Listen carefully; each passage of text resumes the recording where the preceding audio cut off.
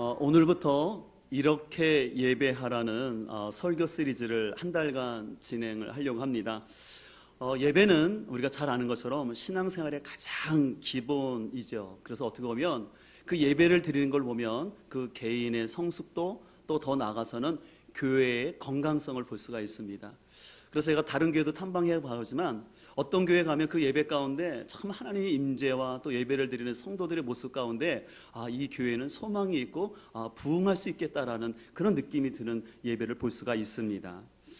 그래서 여러분들이 잘 아는 것처럼 예배는 예배의 성공자는 만사의 성공자고 예배의 실패자는 만사의 실패자라는 말도 있습니다. 근데 하지만 우리들은 예배를 계속해서 반복적으로 드리면서 때로는 이 예배가 무엇인지 또 예배를 어떻게 드려야 되는지 제대로 공부한 적 없이 그냥 예배는 드려야 되는 거다 생각하고 그냥 참여하는 경우가 많이 있는 것 같습니다. 그러다 보면 때로 장님이 코끼리를 만지듯이 어떤 사람들은요 자신이 경험한 그 예배 또 아니면 자신이 좋아하는 찬양 또 자신이 선호하는 그 예배 순서에 따라서 그 예배에 대한 반응이 다 제각각인 것을 볼 수가 있습니다. 그런 차원에서 우리가 익숙하게 드리고 있는 이 예배에 대해서 한 번쯤은 진지하게 생각을 해봐야 됩니다. 그런 차원에서 오늘은 이 예배 가운데 첫 번째 주제로서 예배의 대상, 다시 말해서 누구에게 예배 드리냐 하는 것이죠. 우리는 예배의 대상을 당연히 누구라고 생각합니까? 하나님이라고 하죠. 그렇다면 여러분들은 제가 지금 드리는 이 질문을 통해서 과연 여러분이 마음속으로 질문을 대답을 하면서 과연 나는 어떻게 하나님을 예배하고 있는지를 보셨으면 좋겠어요. 첫 번째, 하나님이 원하시는 시간과 순서에 따라 예배 드리는 데 관심을 두는가 아니면 내 자신이 편하게 생각하는 시간과 순서에 따라 예배 드리기를 원하는가. 두 번째는 우리가 지난주에 묵상했던 데살로니가서 2장의 말씀처럼 내가 말씀을 들을 때 사람의 말로 받는가 아니면 하나님이 주시는 말씀으로 받고 있는가라는 것입니다. 세 번째는요, 나는 예배를 하나님께 드리고 있는가 아니면 나는 예배를 평가하고 있는가. 그래서 목사님이 설교를 잘하시는지 또 찬양하는 사람들 찬양을 잘하는지 평가하고 있지 않은지. 네 번째는 예배를 통해서 누가 드러나는가. 그래서 그 예배의 순서를 담당했던 찬양 인도자나 설교자 어떤 특송자들 그 순서를 맡은 사람이 드러나는가 아니면 하나님이 드러나는가입니다. 여러분 이렇게 설명할 수 있을 것 같아요. 만약에 제가 열심히 설교를 하고 전했습니다. 근데 제가 설교를 전하고 난 다음에 성도들의 반응에 연연한다면 저는 그것이 저의 설교에만 집중한 거겠죠. 또 찬양 인도하는 전도사님이나 목사님들이 계시는데 열심히 찬양을 인도했어요. 근데 그 찬양을 통해서 성도들이 오늘 찬양에 은혜 받았다라는 그 말에 더 귀 기울이길 바란다면 그 예배는 하나님께 드려진 예배가 아니라 실은 자신에게 초점을 둔 예배라 할 수가 있습니다. 우리가 교회의 역사를 보면 이런 일이 나타났는데요. 중세시대 교회 때 보게 되면 하나님을 아름답게 찬양하기 위해서 중세시대는 남자 어린 청소년들의 거세를 해서 계속 그 아이들이 아름다운 미성으로 하나님을 찬양하게 했어요. 왜냐하면 중세시대 때는 신학적인 문제로 인해서 여자는 성가대에 설 수 없다라는 생각을 가졌어요. 그래서 남자들이 높은 고음의 소프라노와 음음이 나오게 해야 되는데 그를 위해서 거세를 했다는 거죠. 그럼 우리는 좀 생각을 해봐야 돼요. 하나님을 예배한다고 하는데 아이들을 거세까지 하면서 들려지는 그 아름다운 목소리가 하나님을 위한 예배인가 예배를 드리는 예배자들을 위한 예배인가 우리가 생각해 볼 필요가 있다는 거죠. 근데 이는 중세시대의 아픔일 뿐만 아니라 오늘날 우리도 하나님을 예배한다고 하지만 종종 자신의 만족을 위해서 예배 드리는 경우가 있을 수 있다는 것입니다. 오늘 보면 요한복음 4장 17절에 이렇게 말씀하고 있습니다. 여자가 대답하여 이르되 나는 남편이 없나이다. 예수께서 이르시되 내가 남편이 없다 하는 말이 옳도다. 너에게는 남편 5이 있었고 지금 있는 자도 내 남편이 아니니 내 말이 참되도다. 여자가 이르되 주여 내가 보니 선지자로서이다. 서말의 여인은요 예수님이 자신의 힘든 삶을 정확하게 알아보시자 예수님을 선지자라고 고백을 합니다. 근데 여기서 사마리아 여인이 말하는 이 선지자라는 것은요, 우리가 흔히 알고 있는 구약의 선자를 말하는 것이 아니라 사마리아 사람들이 믿고 있는 타헤브라는 선지자예요. 우리 성도님들은 이 타헤브라는 말이 굉장히 낯선데요, 이 타헤브는요, 회복자라는 뜻이 있어요. 그래서 이 사마리아 사람들은요, 이 타헤브가 오게 되면 이 사마리아 사람들의 아픔을 치유해 줄 거를 알았어요. 왜냐하면 사마리아 사람들은 여러분들 이스라엘 역사 가운데 아는 것처럼 혼혈 민족이거든요. 그러다 보니까 늘 정통 유대인들로부터 피가 깨끗하지 않다라는 무시를 당했어요.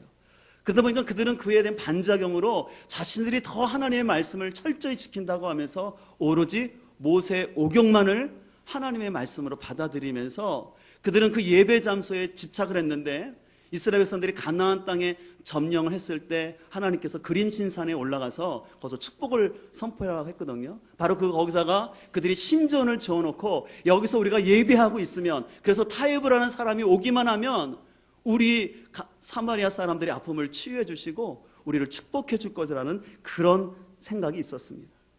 그로 인해서 이 사마리아 사람들은 늘 예루살렘에서 예배드리는 유대인들과 또한 거기 이 그림신산에서 예배드리는 그들과 늘 충돌이 있었어요. 바로 이 사항을 알고 계신 예수님이 21절에 이렇게 말씀하십니다. 예수께서 이르시되 여자여 내 말을 믿으라. 이 산에서도 말고, 그러니까 이 그림신산에서도 말고 예루살렘에서도 말고 너희가 아버지께 예배할 때가 이르리라 라고 말씀하시면서, 예수님은 너희가 열심히 예배 드린다고, 그래서 그를 위해서 장소 문제 갖고 너희들이 싸우고 있는데 그 장소가 중요한 것이 아니라 하나님을 바로 아는 것, 그것이 중요하다고 얘기합니다. 그러면서 22절에 이렇게 말합니다. 너희는 알지 못하는 것을 지금 예배하고 있다고 얘기합니다. 그러면서 우리는 아는 것을 예배하노니 이는 구원이 유대인에게서 납니다. 여러분, 여기서 구원이 유대인에게서 난다라는 의미를 잘 이해를 하셔야 되는데요, 구원은 예수 그리스도로부터 나오고 구원의 첫 대상은 유대인이라는 뜻입니다.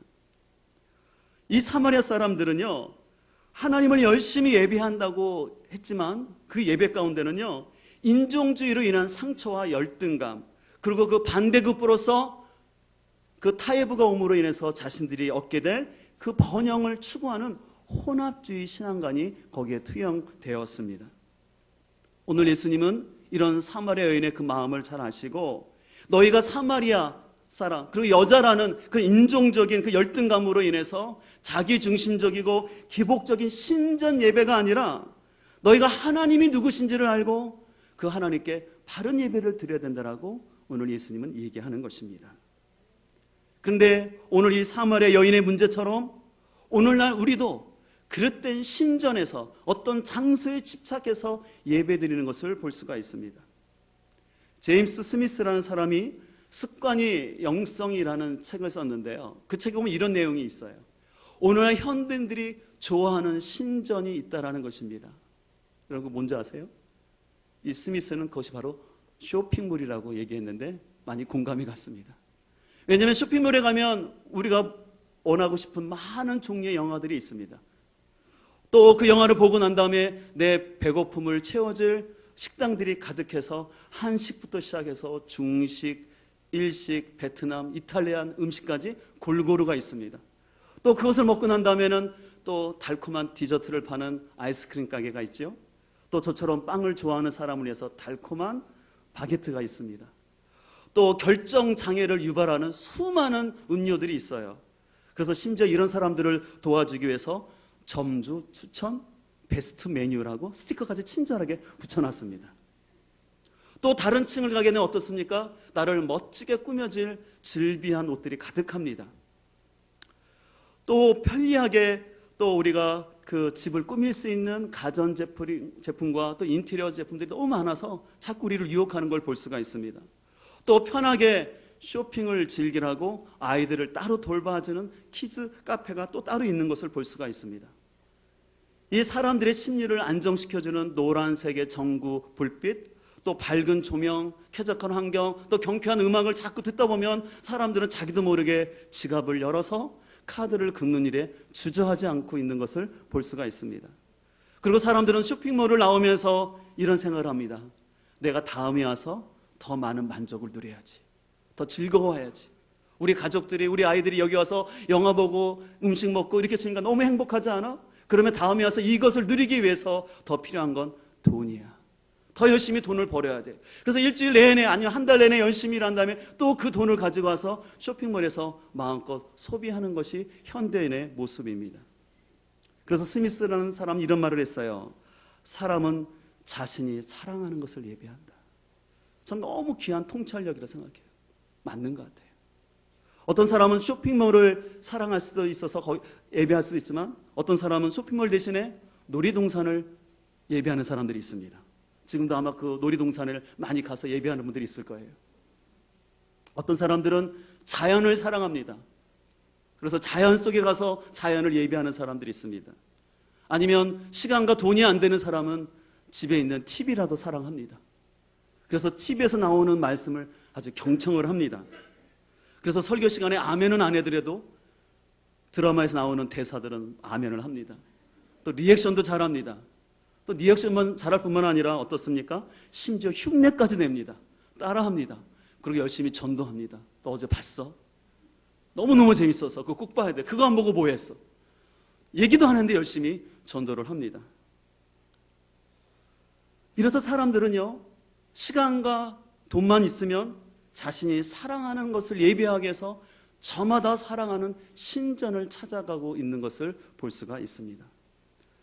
그러다 보면 어떤 사람들은 교회 역시도 쇼핑몰처럼 생각을 해서 먼저 교회를 찾을 때 편리하고 쾌적한 건물을 기본적으로 생각하고 또 자녀들을 잘 돌봐줄 수 있는 교육관이 있으면 좋겠고 또 자신의 프라이버시를 침해하지 않으면서 편하고 세련되게 흘러가듯 예배 드릴 수 있는 그렇게 잘 갖춰진 예배를 선호하게 됩니다. 분명 하나님을 사랑하고 믿는다고 하지만 나를 죄 가운데서 구원하신 그 예수 그리스도의 십자가에 대한 감사나 하나님 아버지에 대한 마음에 대한 갈급함은 약해요. 예수님의 구원을 부인하지는 않지만 예배의 중심 가운데 늘 누가 있냐면 내가 있어요. 우리가 좋은 환경 가운데서 예배하는 건 결코 나쁜 것이 아닙니다. 할 수만 있으면 좋은 환경을 우리가 준비해야 되겠죠. 그러나 우리는 어떤 환경과 장소를 떠나서 먼저 중요한 것은 예배의 대상인 하나님을 바로 알고 있느냐가 중요하다는 거예요. 왜냐하면 예배라는 것은 하나님의 주도적인 역사에 인간이 반응하는 거거든요.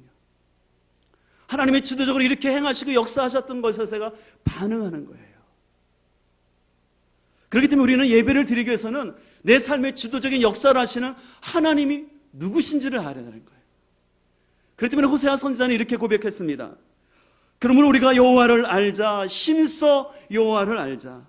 그의 나타나시는 새벽빛같이 어김이 없다고 말합니다. 나는 인애를 원하고 제사를 원하지 아니하며 번제보다 누구 아는 것? 하나님 아는 것을 원한다는 것이에요. 하나님께서는요, 지금 이스라엘 백성들이 형식적인 예배 가운데 있는 그들을 안타까워하면서 너희는 제발 내가 누구인지를 좀 알라. 내가 어떤 하나님인 줄 알고 예배하기를 원한다고 말씀하시는 거예요. 그럼 우리가 하나님을 안다는 것은 무엇을 아는 걸까요?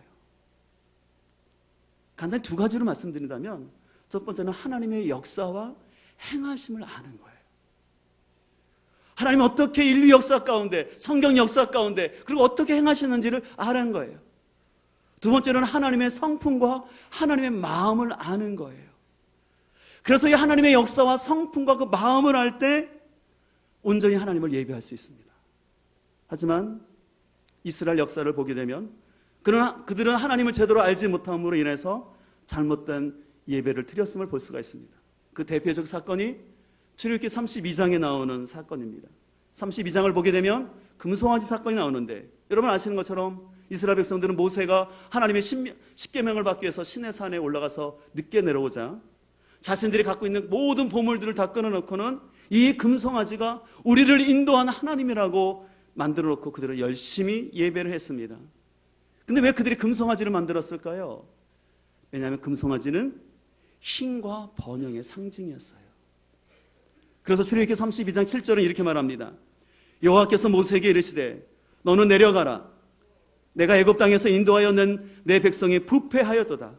그들이 내가 그들에게 명령한 길을 속히 떠나 자기를 위하여 송아지를 부어 만들고 그것을 예비하며 그것에게 제물을 드리며 말하기를 이스라엘아, 이는 너희를 애굽 땅에서 인도하여 낸 너희 신이라. 제가 강조했던 읽었던 단어가 있죠. 그들은 예배드리는 목적이 다른 게 아니에요. 자기를 위해서였다는 거예요. 오늘 이스라엘 백성들이 금송아지 앞에서 열정적으로 예배를 드렸지만 그 이유는 뭐냐면 하나님이 아니라 자기 욕망을 채우기 위해서, 자신을 위해서 신을 만들어 놓고, 심지어는 하나님도 내가 원하는 스타일로 만들어 놓고 거기서 내가 예배를 드리는 것이었어요. 또 여러분들 이스라엘 역사를 보면 이스라엘 남북 역사 가운데 가장 부흥한 시대를 이뤘던 시대가 이사야 시대 때인데요, 그 시대는 화려한 예배가 많이 드려졌어요. 근데 하나님께서 그 예배를 무척 싫어하셨다고 말씀하셨습니다. 그 이유는 하나님의 성품인 공의와 인애를 잃어버리고 자신들의 축복만을 구하는 기복주의 예배를 구하기 때문에 하나님은 그 예배를 싫어한다고 말씀하셨어요. 그래서 이사야 1장 12절에 이렇게 말하고 있습니다. 너희가 내 앞에 보이러 오니 이것을 누가 너희에게 요구하였느냐? 내 마당만 밟을 뿐이라고 얘기합니다. 14절은 말합니다. 내 마음이 너희의 월삭과 정한절기를 싫어하니 그것이 내게 무거운 짐이라 내가 지기를 곤비하다. 왜 하나님이 이스라엘 드리는 예배를 짐이라고 생각했어요?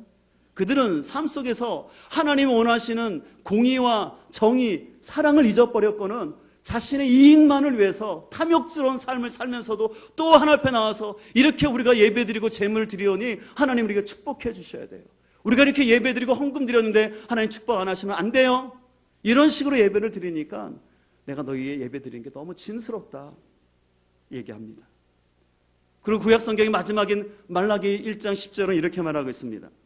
만군의 여호와가 이르노라, 너희가 내 제단에 헛되이 불사르하지 못하기 위하여 너희 중에 성전문을 닫을 자가 있었으면 좋겠다. 내가 너희를 기뻐하지 아니하며 너희가 손으로 드리는 것을 받지도 아니하리라.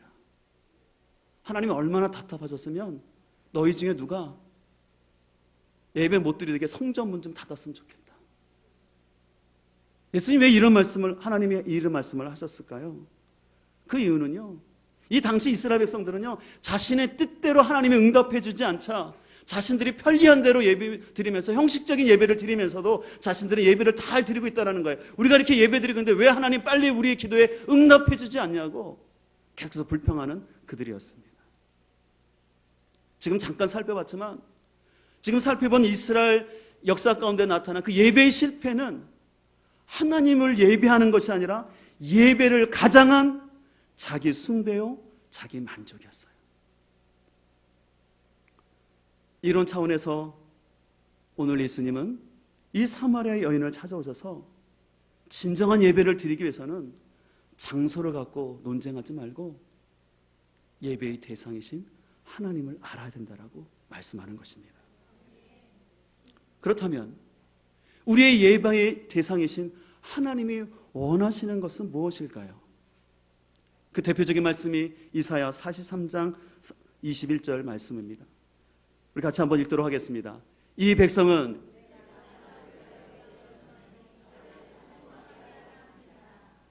여기 보면 분명히 하나님이 우리를 창조하신 목적이 있어요. 나를 위하여 지었고 뭐 하기 위해서요? 찬송하기 위해서 지었다라는 것입니다. 그래서 여러분들, 우리는 예배는요, 그 예배 자체가 목적인 거예요. 어떤 유익이나 예배자의 욕망이 되면, 들어가기 시작하면 그 예배는 변질되기 시작하는 것입니다. 그래서 제가 신학교에서 공부할 때 예배학을 가르쳤던 도한원 총장님께서는 저에게 누누이 이런 말을 하셨어요. 여러분들이 목회하면서 목회 현장 가운데 있을 때 이런 예배는 드리지 마십시오. 예를 들어서 무슨 학위를 취득한 다음에 무슨 목사 학위 취득 예배, 아니면 무슨 목사 무슨 취인 예배, 그게 무슨 예배냐고, 그게 진짜 하나님을 높이는 예배냐고, 아니면 사람을 높이는 예배냐고. 아직도 생생해요, 그 교수님 말씀하셨던 것이. 여러분, 우리는 실은요, 예배 가운데 나에게 어떤 응답이 없을지라도, 내가 예배 드리는 가운데 어떤 감동이나 어떤 응답이나 그런 영적 흥분이 없더라도요, 찬양하고 예배 드리는 자체가 우리의 목적이라는 거예요. 여러분, 이거 잘 기억해야 돼요. 오늘 사람들이 좀 오해하는 것 중에 뭐냐면, 내가 예배를 잘 드리고 나면 어떤 하나님의 어떤 감동과 내 마음의 뭉클함과 어떤 기도 응답이 있어야지 그것이 예배를 잘 드리는 거라고 생각하는 거예요. 그런 예배도 있어요. 그러나 그 먼저 기억할 것은, 하나님이 우리를 창조하신 목적은 우리가 하나님을 찬송하기 위해서 그런 거예요. 여러분들이 응답이 없을지라도, 어떤 감정이 없을지라도 여러분들이 하나님께 예배하고 찬송한 자체가 우리의 존재의 목적이라는 것이에요. 또 에베소서 1장 4절 이하는 이렇게 말하고 있습니다. 곧 창세전 그리스도 안에서 우리를 택하사 우리로 사랑 안에서 그 앞에 거룩하고 흠이 없게 하시려고 그 기쁘신 뜻대로 우리를 예정하사 예수 그리스도로 말미암아 자기의 아들들이 되게 하셨으니, 이는 그의 사랑하시는 자 안에서 우리에게 거저 주시는 바 그 은혜의 영광을 뭐하게 해요? 그 은혜의 영광을 찬미하게 한다 그랬어요. 여러분, 여기 보십시오. 근데 우리가 하나님을 찬양할 수 있는데 누구 안에서 가능하다는 거예요? 그래요. 예수 그리스도 안에서 우리가 하나님을 찬송할 수 있다는 거예요. 진정한 예배가 되기 위해서는요, 진정한 예배자가 되기 위해서는 자신의 죄를 깨닫고 예수님을 통해서 하나님께 나아가는 사람만이 예배를 드릴 수가 있는 것입니다. 왜냐하면 예수님을 통하지 않고는 우리의 죄를 해결할 수 없기 때문에, 예수님을 통하지 않고는 우리가 상처가 치유되지 않기 때문에, 우리가 하나님 앞에 예배하고 가기 위해서는 그 중보자이신 예수님을 만나야 되는 거예요. 그래서 우리가 첫 번째로 만나야 될 것은 예수 그리스도의 보혈인 거예요. 한 주간 동안 생활하면서 내 삶 속에 있었던 죄와 그 모든 것들을 다시 한번 예수님 앞에 내놓는 거예요. 그리고 예수 그리스도의 보혈의 피를 의지하여서 하나님 앞에 나가는 것입니다. 그런 의미에서 진정으로 우리가 하나님 앞에 예배하기 위해서는 예수 그리스도를 알아야 되는 거예요. 복음을 알아야 되는 것이죠. 그래서 참된 예배는요, 우리를 사랑하사 독생자를 보내신 하나님과 우리의 죄를 대속하기 위해서 십자가에 죽으신 그 예수 그리스도를 높이는 게, 그게 예배예요. 그래서 우리 삶 속에서 예배의 대상이신 하나님을 바로 알게 되면, 나를 죄 가운데서 구원하신 예수님을 알게 되면 그 예배의 태도와 자세는 자연히 바뀌어질 수가 있어요. 여러분들 하나님의 임재 앞에서 예배를 드린다고 생각해 보십시오. 그래서 여러분이 예배를 드리는 태도와 자세는 어떠할까요? 우리가 흔히 이런 비유를 많이 들지 않습니까? 만약에 여러분들이 대통령 앞에 가서 얘기를 한다면, 대화를 나눈다면, 여러분이 대통령이 말하는데 팔짱 끼고 대통령이 말하는 말을 이렇게 들을 수 있겠습니까? 아니면 고개를 푹 숙이고 핸드폰 보면서 내가 할 일을 할 수 있겠습니까? 아니면 대통령 앞에서 다리를 꼬고 딴정을 피울 수 있을까요?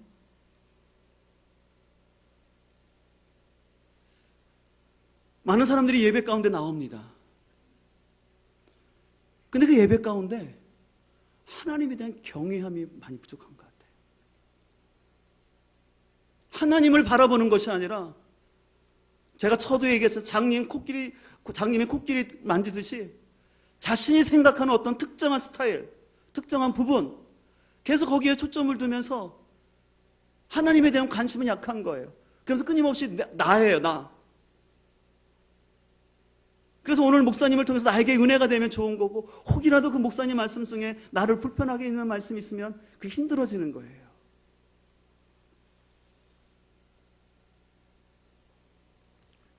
저는 오늘 말씀을 준비하면서 제 자신이나 우리 공동체가 더욱더 하나님 알아가기를 간절히 소망합니다. 왜냐하면 하나님을 알아야지 바른 예배가 될 수가 있어요. 더 나가서 결국은 예수님을 만나지 못하면요, 예배가 될 수가 없어요.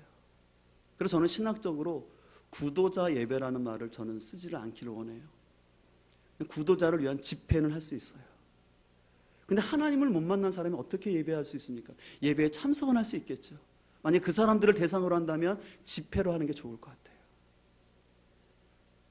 그런 의미에서 진짜 우리가 중요하게 관심을 가져야 될 것은, 우리 가정의 자녀들이, 우리 가정의 배우자가 하나님을 아는가예요. 하나님을 알지 못하기 때문에 예배가 지루하고 예배에 감동이 없는 거예요.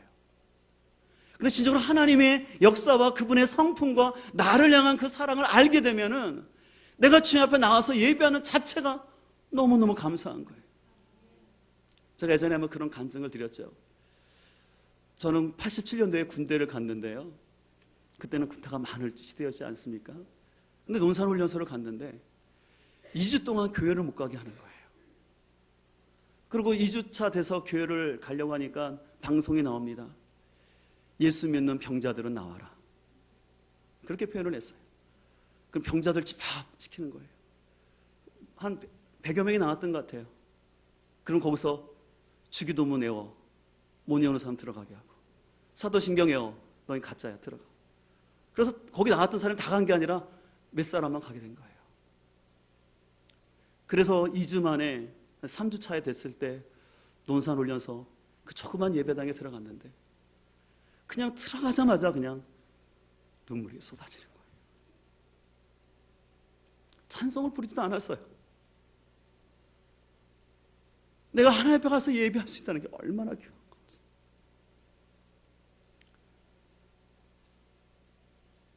우리가 하나님께 예배한다는 건 아무나 할 수가 없어요. 지식이 많다고 예배하는 거 아니고요. 돈이 많다고 예배하는 거 아니에요. 하나님을 아는 사람만이 예배할 수 있습니다. 바라기는 우리가 진짜 하나님 알아가길 소망합니다. 그렇게 되면 오늘 이 사마리아 여인이 고민하던 문제가 해결될 수 있어요. 근데 이 사마리아 여인이 끝끝내 하나님을 알지 못하면 자꾸 자기 아집 속에 빠져서 난 사마리아 사람이야, 난 피해자야, 난 여자로 무시당했어, 난 남편 5가 살 수밖에 없었던 나의 아픔이었어. 그래서 자꾸 계속 자기 연민과 자기 문제에 함몰돼 가지고 그에 대한 반작용으로서 집착을 해요. 장소가 중요하고 모세 오경이 중요하지 라고 하면 자기 신념 속에 하나님을 진정으로 예배하지 못한다는 거예요. 혹시 우리 중에도 사마리아 여인처럼 여러분 안에 있는 상처와 아픔으로 인해서 자꾸 자기 연민과 내 문제 해결만 초점을 두고 있는 사람들이 있다면 이 시간 우리의 시각을 넓혀서 예수님이 하시는 말씀에 귀를 기울여지기를 소망합니다. 4장 21절을 다시 한번 읽습니다. 예수께서 이르시되 여자여 내 말을 믿으라. 이 산에서도 말고 예루살렘에서도 말고 너희가 아버지께 예배할 때가 이르리라. 너희는 알지 못하는 것을 예배하고 우리는 아는 것을 예배하노니 이는 구원이 유대인에게서 남이라. 구원자 되신 예수님을 더욱더 알아갈 수 있는 우리 모두가 되길 소망합니다. 이 시간 우리 좀 기도했으면 좋겠습니다. 이 시간 조용히 기도할 때 여러분들은 하나님을 얼마나 알아가고 있습니까? 하나님의 역사와 행하심, 하나님의 성품과 마음을 알고 예배하고 계십니까? 아니면 그냥 하나님을 생각하지도 않고 그냥 예배는 드려야 되니까, 안 드리면 안 되니까 그냥 예배 드려야지 좀 마음이 편할 것 같은 마음 때문에 오지는 않습니까? 그러나 여러분이 어떤 마음이 있든지 간에 이 시간 우리의 마음을 고백하면서 하나님, 내가 하나님을 더 알기를 원합니다. 우리를 사랑하셔서 독생자 예수 그리스도를 보내신 그 하나님의 마음을 알기를 원합니다. 그리고 우리가 하나님 앞에 예배드리기 위해서 예배자가 될 수 있도록 예수님이 철저히 십자가의 죽으심으로 다시 우리를 예배자로 회복하신 그 예수 그리스도의 보혈을, 은혜를 우리가 알기를 소망합니다. 이 시간 기도합시다. 내가 하나님을 알기를 원하며 더욱더 예수님을 깊이 알게 하여 주옵소서. 그래서 하나님을 형식적으로 예배하는 것이 아니라 하나님을 알고 예배의 대상이신 하나님을 진정으로 높이게 하여 주옵소서. 말씀을 기억하며 기도하며 나가기를 소망합니다.